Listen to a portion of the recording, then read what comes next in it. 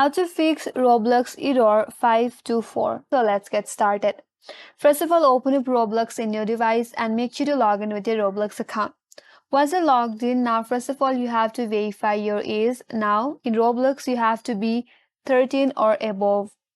So for that, click on the settings icon from the top right corner, and from this drop down box click on settings. Now on the settings page under the personal information, they will have your age option.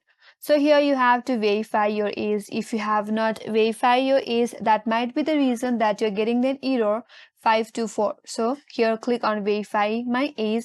Now you have to verify your age to get most out of Roblox. You have to prepare a valid ID or use a smartphone, or you can simply scan this QR code with your camera app to begin. Follow some screen instructions and then you will be able to verify your age. So once you verified your age, and if you are still seeing the problem, now from this interface, click on privacy.